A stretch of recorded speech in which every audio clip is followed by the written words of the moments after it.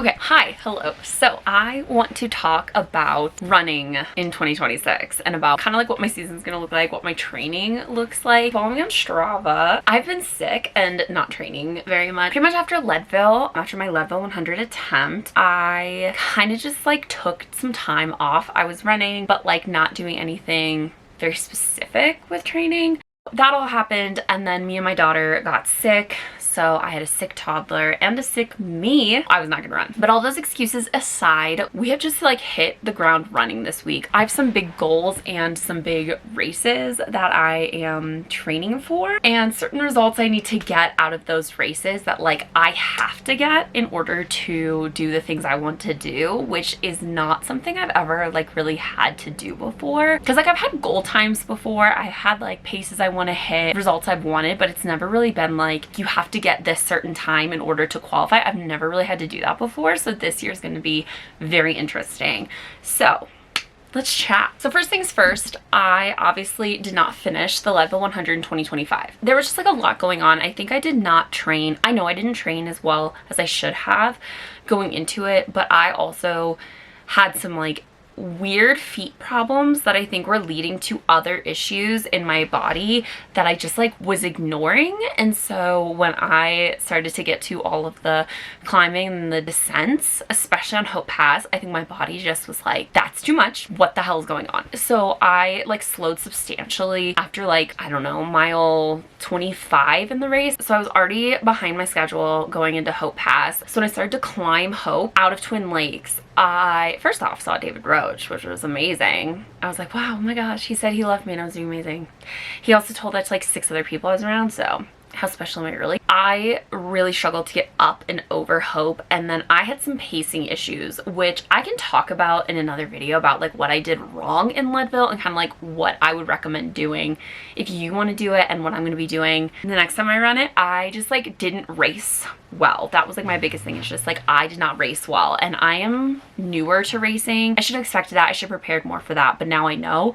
So I just raced poorly and I was chasing cutoffs, and I did not make the Twin Lakes inbound cutoff because of a lightning storm that struck like a couple hundred feet in front of me and like a small group of people. And so we all made the decision to wait it out, which I am glad I made that decision. I think if I wasn't a mom, I probably would have just like kept running, but I chose not to run, and so I missed the cutoff for Twin Lakes inbound. So that was really hard emotionally.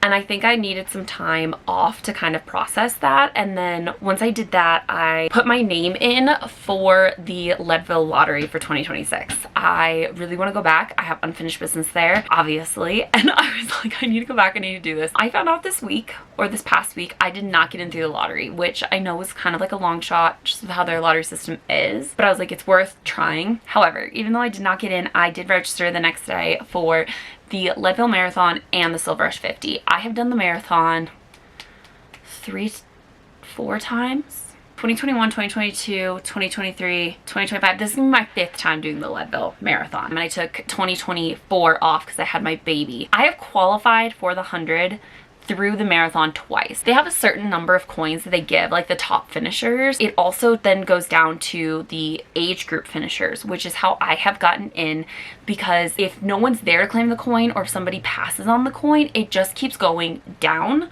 the line. So that's how I got in one year, was just that the people ahead of me, like one of them didn't want it, and then like somebody else just wasn't there to get it. And the second year I got in because they also do like a lottery poll, like a raffle poll, I guess, at the end of the race if you like finish within a certain time. I am going to try to get in through the marathon again, but this time I am trying to hit a certain time goal. I have taken off about an hour every single time I've raced this, and last year I finished in 6:04, but I got my period halfway up Mosquito Pass, so that really screwed me over. So I think this year we can do sub 6. That's the goal. I think that's within reach for me. It doesn't feel crazy, especially considering last year's performance. I think it's doable. I think it's doable. And if that doesn't work, I do have the ability to qualify through the Silver Rush 50, which is like the same kind of qualifying system. I ran that for the first time last year, but again, my feet were so fucked up last year. My feet were so messed up last year, and I'm like trying to figure it out and trying to like try different shoes. I'm trying different socks. We're gonna figure it out. we're gonna figure it out early this year because these issues didn't come up until later in training last year, and so it just like screwed me big time. But I finished Silver Rush last year in 12 hours and 4 minutes.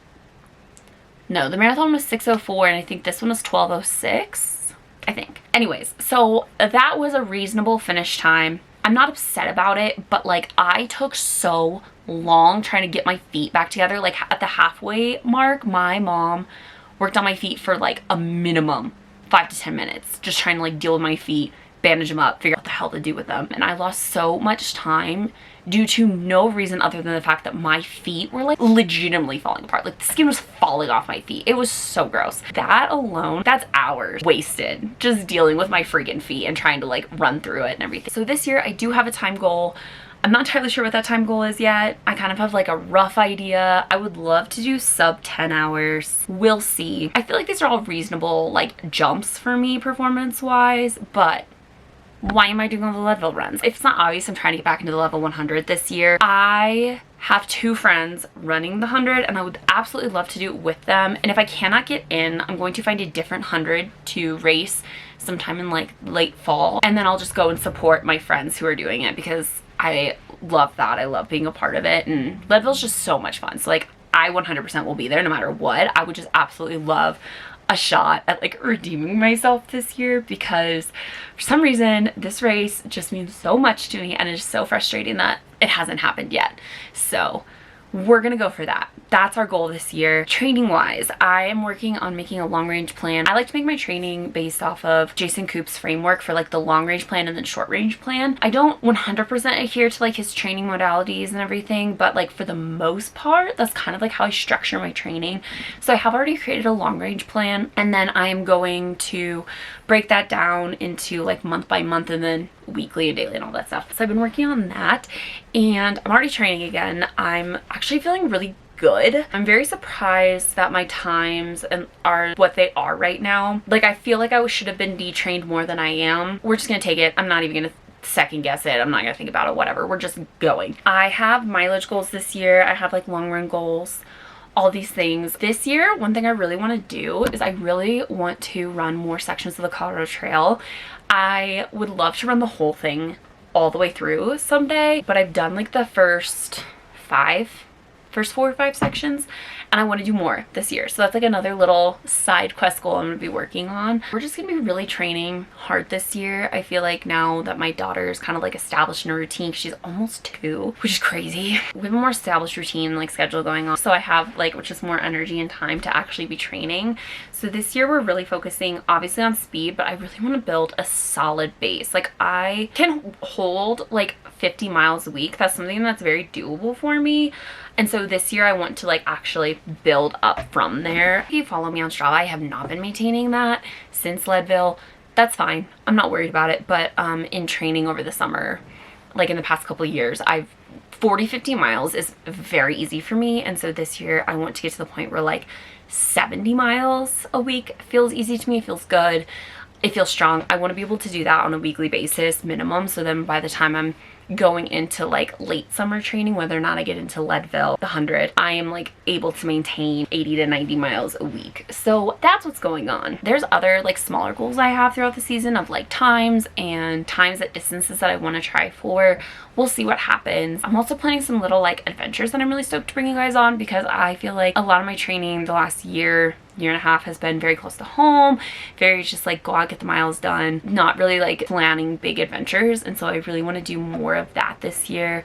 Obviously going up to Leadville to train because I love Leadville and it's great training. So that's what's happening this season. I'm calling this like my base building season right now. So like for the next 3-ish months where I am working on building up my VO2 max. I'm working on like building up my aerobic base. So like I said, I really want to get like long slow miles in so I have like room to play later. And I also though right now I'm working on kind of like raising that ceiling, raising like my speed ceiling so I have more room again to grow and play with later. I'm gonna be doing that for a minimum of probably like 6 weeks is kind of my goal, 6 to 8 weeks depending on how I'm feeling. I've been adapting very well so far. I'm a pretty good adapter. I'm good at adapting. I'm also doing a lot of strength training. That is something that I've been trying to get better at is like being consistent with my strength training, because I see such an improvement not only in like my time and like my resiliency when I'm on trail. I do not get injured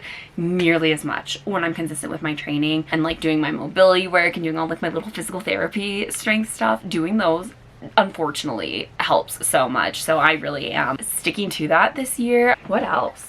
It's just been so long since I've like sat down and filmed a YouTube video or even like talked about my training, because I feel like my training just was non-existent. It was just kind of like go out and do something when I have the time. I am really excited just to like have a plan. I love flexibility in my training, but I also do really love having something that it's like, this is what we're doing, this is when we're doing it, this is intensity, whatever. Something I want to get better at this year is racing, because I feel like I really kind of screwed myself over racing wise in ways that like you literally can only train if you just keep racing, which is unfortunate because it's expensive.